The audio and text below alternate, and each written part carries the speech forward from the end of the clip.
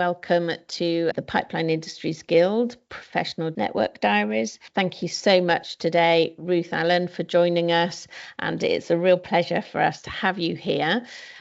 So I would love you to introduce yourself and give a little bit about your current role or what you're doing now before we talk about other stuff. Okay, well, what I'm doing now is I'm probably more retired than not retired. Although I do have a number of non-executive director type roles with a number of companies in the construction sector. And I also do quite a bit of work coaching, that is coaching directors of companies, these same companies, and their CEOs. So it's using all the experience I've gained along the way, really, and helping other people run their businesses in a good fashion. Brilliant. Thank you for that.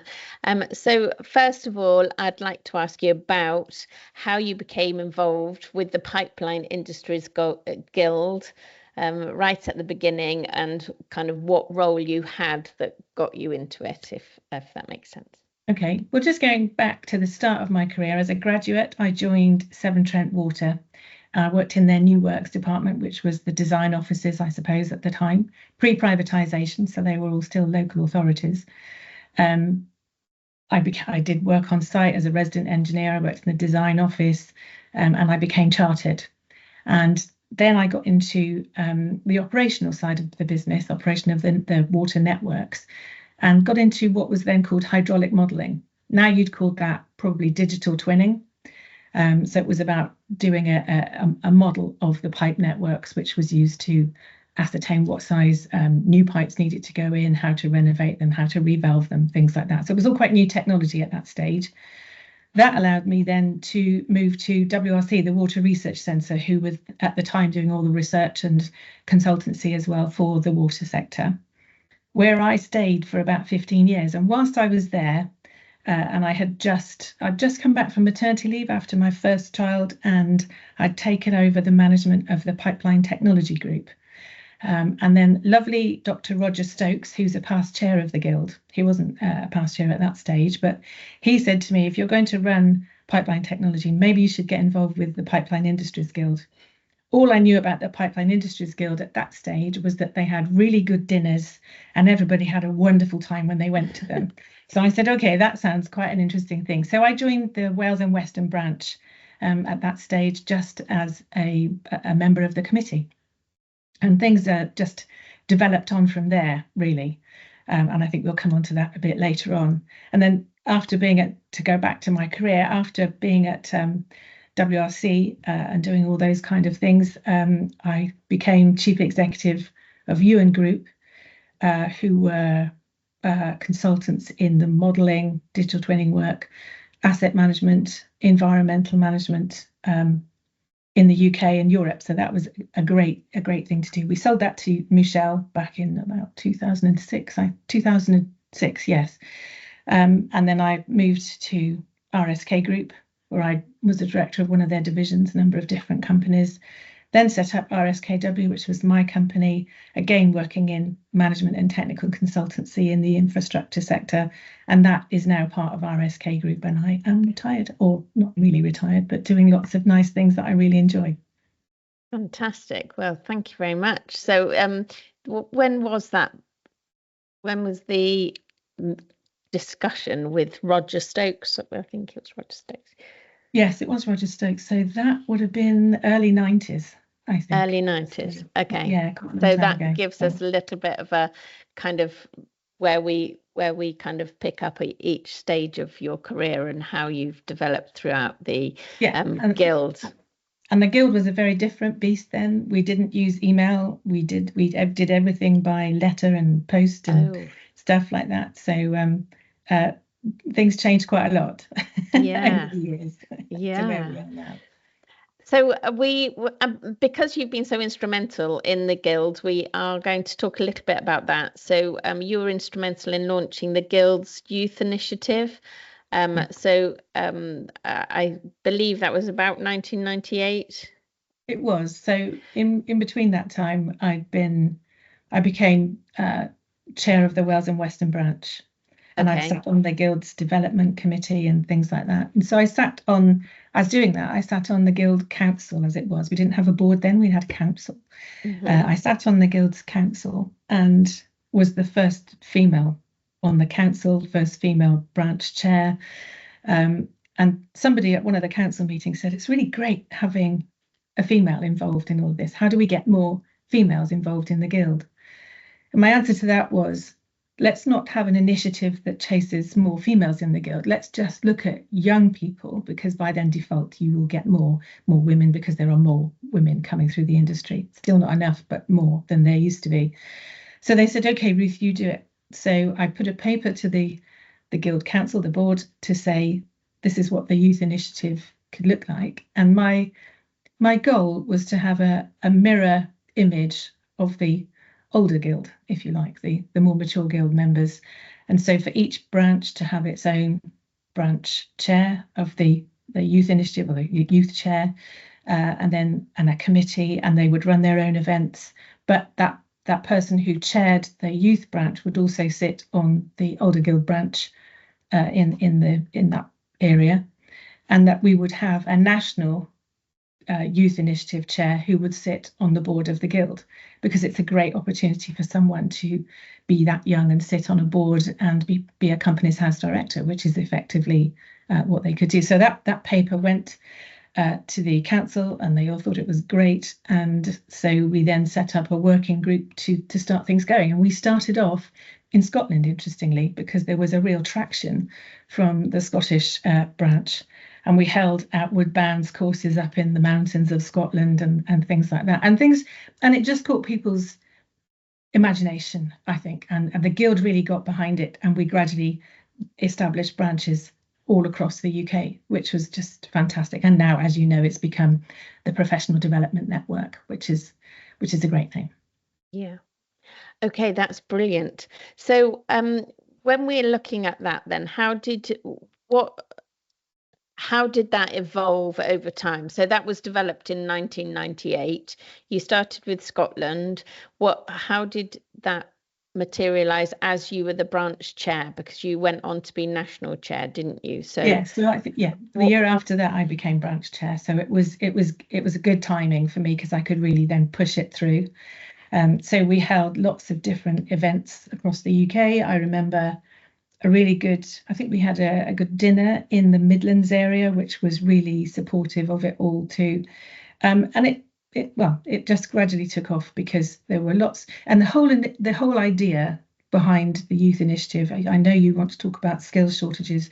There was a skills shortage at the time, and the pipeline industry was losing trained engineers to more interesting sectors like IT and so forth, because of the growth in those areas. So what I wanted to do was to make people aware of how interesting and exciting the pipeline sector is, and how it's changing and developing, and that there are lots of opportunities if you stay in it. So we had things like careers fairs and dinners, and lots of people coming to talk to the younger members of the Guild. So it was never difficult to get people to become involved and to take part in it, and to host events and sponsor things, because it was a great thing to do, and everyone wanted to be part of it. Brilliant, thank you very much. So what were your kind of early roles and aspirations? What did you think? Did you always know that you were coming into pipeline industry when you were at university? I did civil engineering at university, and one of the things that happened at university was that often people from industry would come and talk, like I go and talk to different places now, and like others do. And one of the people who came to talk was John Banyard, who became later president of the Guild. And he was from Severn Trent at the time, and stayed all his working life there, I think. And he talked about the fact that he had one job that year. And I had really got into water engineering. I really liked everything to do with water. He said he had one job that year. And I decided I wanted to get that job. There weren't many jobs in the water sector. And I decided I wanted to get that job. So I listened hard to what he said when he came to talk to the university. And one of the things he did say is, if I can't read the CV in. So this was before the days of word processors and things like that, and email and stuff. So I got the application form and I borrowed a typewriter at university in my little hall of residence there, and I put the application form in the typewriter and I typed and tipexed and typed the application form, because I was so determined that, you know, he should be able to read my my application and that I should get the job. And in fact, I got the job, not because I'd typed the application, but maybe for other reasons too. But I did get that job, and I have stayed in infrastructure all my working life, really. Fantastic. Okay, so what we're going to have a look at now, if you could go back and give yourself one piece of advice, and or to other people coming into the industry, what would you say about joining the pipeline industry today, or what would you give advice would you give your younger self? I think thinking of one piece, I've thought about this, thinking of one piece of advice is really difficult. I do always say to my own children, I have two children, they're grown-up children now, but I do always say to them, nothing is impossible, just difficult. So a bit like getting that job in Severn Trent that I wanted, you make your own luck in this world. And if you really want something, then you need to work hard to go and get it, because it's very competitive out there in the working world. And if something floats your boat and you really want to do it, then you need to make your own luck and work at it, really. So my children, you know, they don't like it that I say that, but I think it's a good mantra, really. Nothing is impossible, just difficult. I also think it's good to get involved with a professional institution of some kind. And don't just join the institution and leave it at that, because that's like joining a gym and then not turning up for any of the classes. It's not going to make any difference to you. So join an institution and turn up. People will always welcome you. People will always, younger people turning up at events, I certainly always make a point of going to talk to them, because it takes a bit of bravery to turn up, I think, because it might sort of rattle you a bit. So I think join an institution, take part in that institution, volunteer for things. You make your own luck. So have a go at everything, do everything. If someone offers you an opportunity, take it and have a go. I don't know if that really answers your question, but it's a bit of a mantra of life, I think. I think it's really important. I've been so thinking about it too, and thinking about what I would say or I would do, and I think it kind of goes into that. I think there's and it links to what I feel is about resilience as well, is that if you do get knocked back, or if you hadn't have got that job, to go again and to just keep going. And my mum was one that actually gave me that. So I think your children might say to you that it's not very good or get annoyed, but actually it's probably set them up brilliantly. Because I just remember her saying, you know, she did something where she wanted to get a job, and she wrote to them until they took her on. You know, she kept writing and she kept doing things. And then she got made redundant in the early 90s from Matteson's Walls. They were moving their head office, and she just was like a machine applying for jobs and being resilient. And she just said everything in life that's worth it is about working hard at it. So that's where it kind of links into what you're saying. I think that's true. And I think, you know, when I finished my degree, I was the only girl in 100 doing my degree course back in the late 70s. And I applied for loads and loads of jobs, and the responses would come back, dear, my pre-married name was Hacker, dear Mr. Hacker. They wouldn't even notice that I was female and things like that. So, and I just plastered all the rejection letters over the wardrobe doors until I got an acceptance, and just kept going. And I think that's what you need to do. Just be, as you say, be resilient, keep trying, you make your own luck, and you will get there. Yeah. And the other thing I just wanted to talk about that with when you were saying about talking to people when they go, I think that is really true, that as we age, you develop more confidence, I think. But as a young person, and you're in a new world of your industry and your kind of company, to do the institution bits, to go and join the guilds and then go and speak to somebody, it does push you out of your comfort zone. And I think what has been, as I only been with the guild for 3 or 4 months, is lovely that so many people are welcoming and they do want it. They can see it's a greater good, in that we don't have an alliance at headquarters to gas or water or any particular sector. It's the whole pipeline industry and everything that's within it. And that also takes us on to our next bit. So our interest is in that skills gap and the future landscape, and what's happening. You've seen it go through the privatization process, but how it's all kind of manifesting. So I would just like to have a think, you to let us know your thoughts on the challenges, and how do you think both the guilds but also the whole infrastructure of pipeline industry and might go in the next 5 to 10 years? I think that's a really challenging question. I think things will change in many of the privatized sectors. They need to change, I think. We know that the regulation of water is being looked at quite hard, and there's been a report out on that. So, and lots of people commented on LinkedIn about it, seeing lots of that. And I think it will change. We needed privatization because we needed to find investment in some fashion to put into those sectors that Margaret Thatcher back in her time privatized. So that was okay then. It was a good way of getting money into those sectors, and we've done that. But it's time for a change now in all of that. And we need to talk about the skills gap. We need young people coming through to be able to help take these industries forward and into the future, and to use AI, to use the tools that are out there to move these sectors on and to move the industry on. It's a difficult one because the industry is about digging holes and putting things in the ground, and building things is very different. But there's been a lot of technology over the years that I've worked in that's come along, like, as I say, the hydraulic modelling, the digital twinning work that I've done, and a lot of the stuff that I did in the different companies I had was all about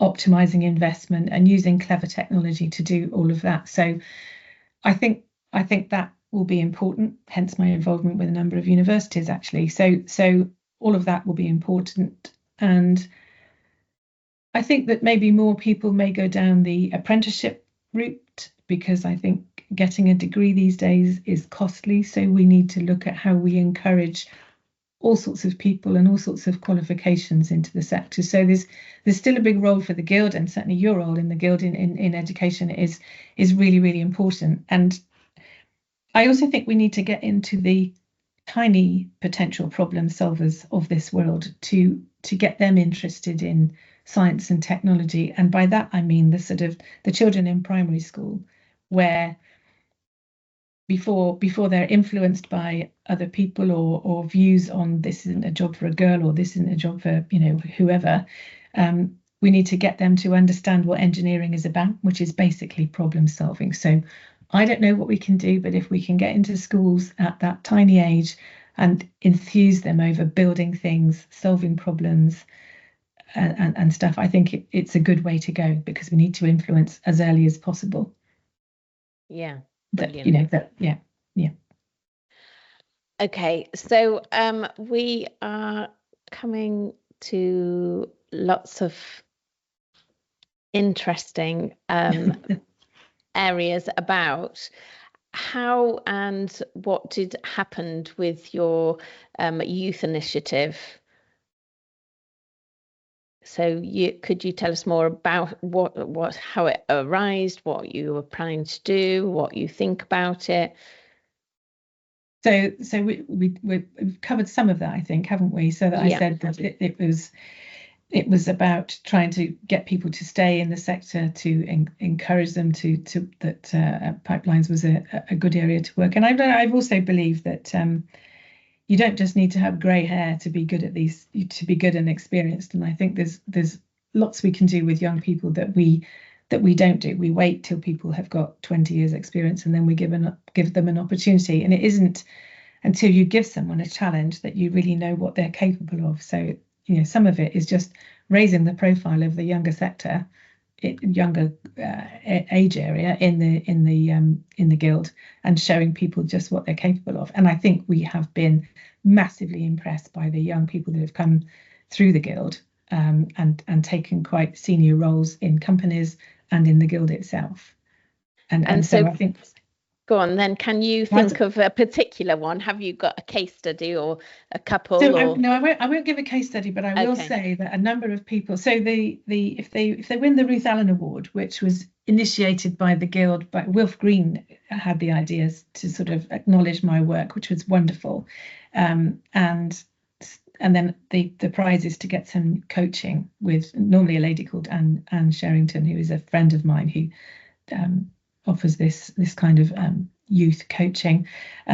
People have said, somebody told me I wouldn't be in the job I have now unless I'd won the Ruth Allen Award, because they'd had the coaching and Anne had done a great job with them in terms of moving them on, helping them achieve their potential, really.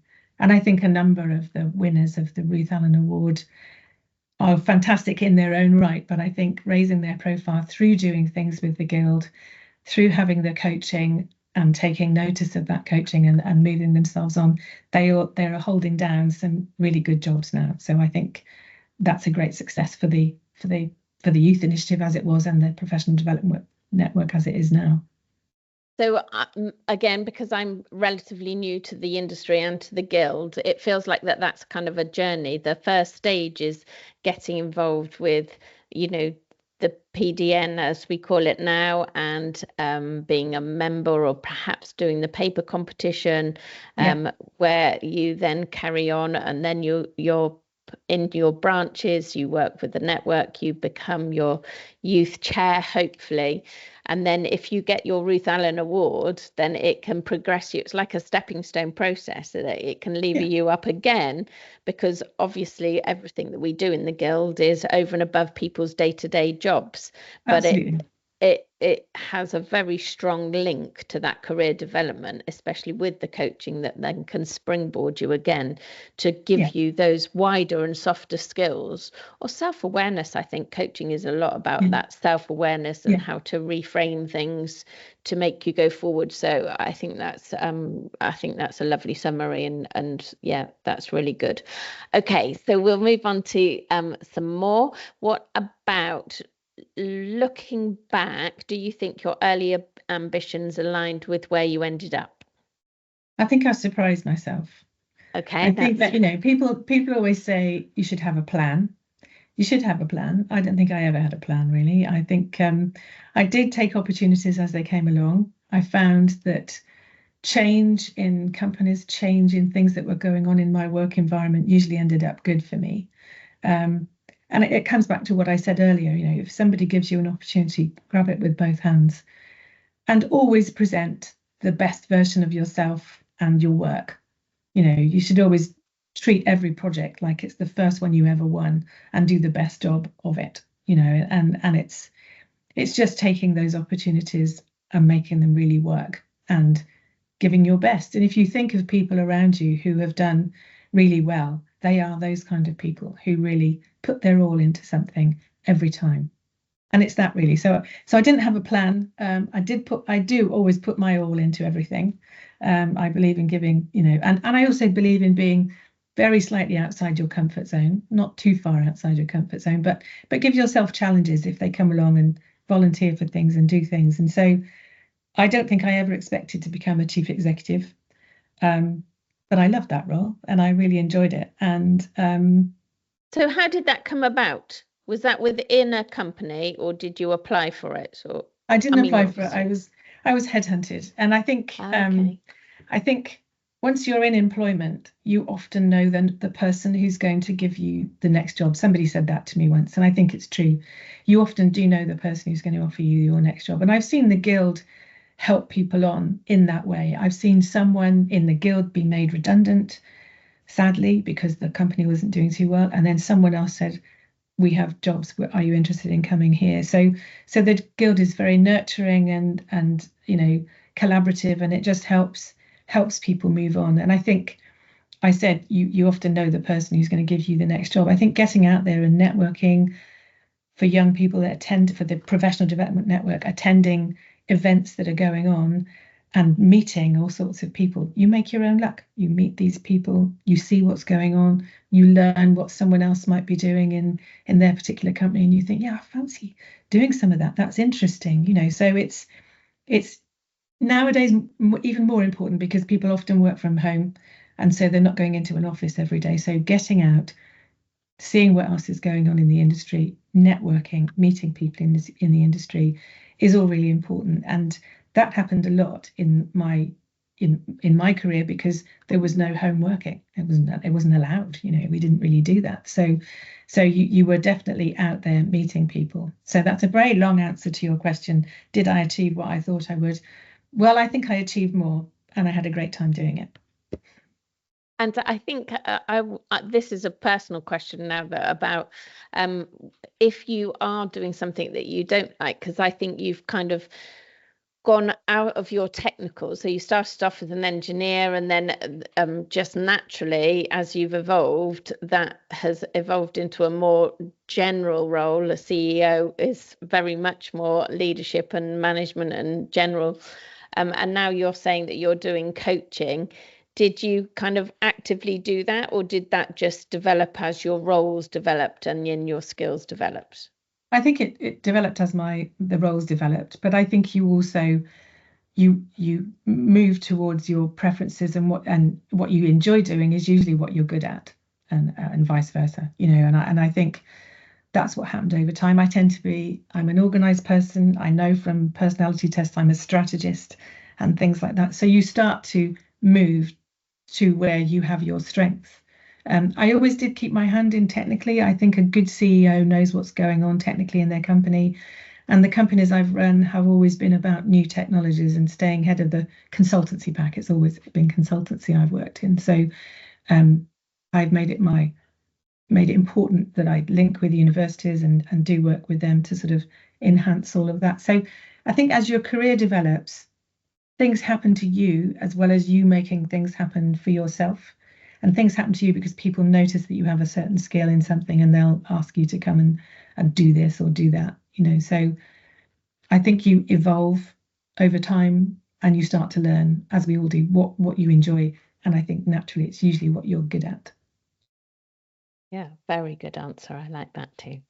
Okay, so we're kind of coming to the end now about what we want to discover, and we're looking at the kind of industry and future outlook. So you've mentioned a couple of things. You've mentioned, so it's about innovation and technology. You've mentioned AI, and you've mentioned technologies generally.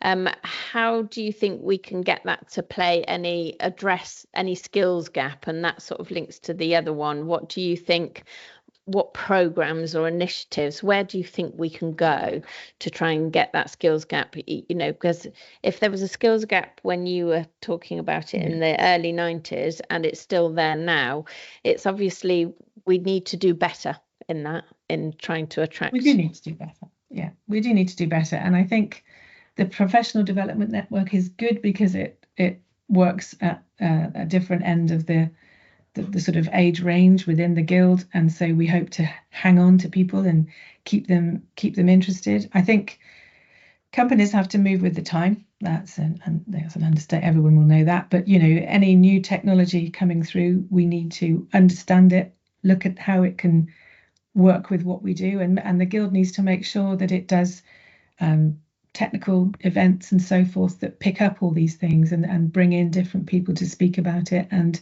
so that we can all quiz how we could use AI in the work that we do. You know, so some people are talking about using AI to help with writing tenders for work, because a lot of what you put into a tender, there may be some what they call boilerplate stuff. There may be some standard things that will need tweaking, but maybe the AI tools can help you pull that kind of information together in a more efficient way. So it's finding efficiencies, maybe not extra people, but maybe efficiencies in doing things a bit differently. And through my career, it's all been about new technologies and new approaches to things. And I think it's just important to embrace all of it, learn about it, listen to the experts talk about it, and then use that to sort of think, okay, what can we do with this? Let's have a workshop. Let's think how we can use this in the company or in the guild or in whatever, really. So I think it's important to stay abreast of what's going on.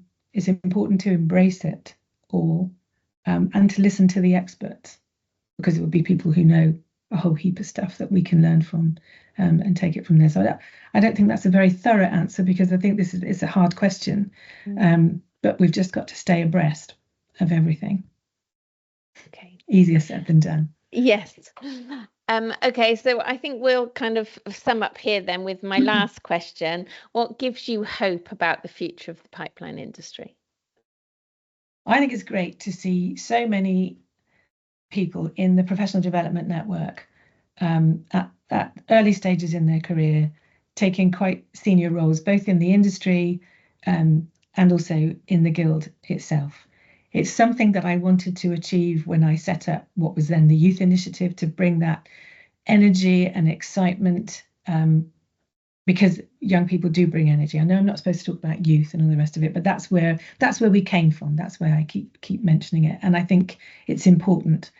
So yeah, I'm given hope by the fact that we now have all sorts of ages and diversity and different people taking different roles, in the guild and in the wider industry. So it's great to see all of that. It's exciting to be part and to see all of that happening.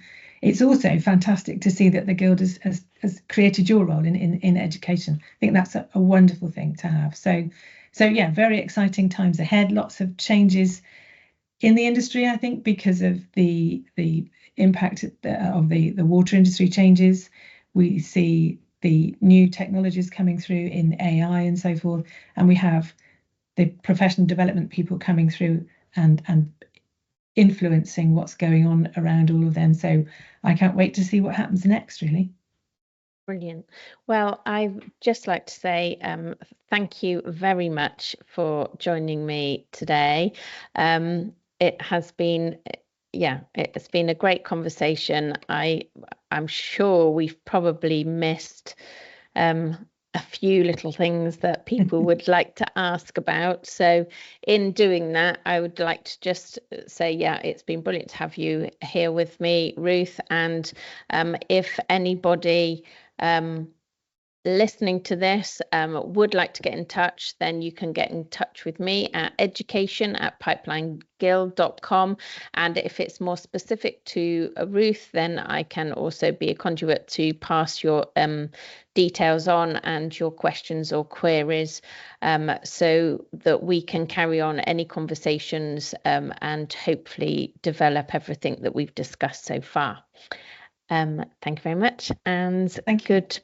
Goodbye and thank you very much, Sarah. It's been an absolute pleasure, and I look forward to hearing and seeing the other development diaries that you're going to do going forwards. Thank you very much. Thank you.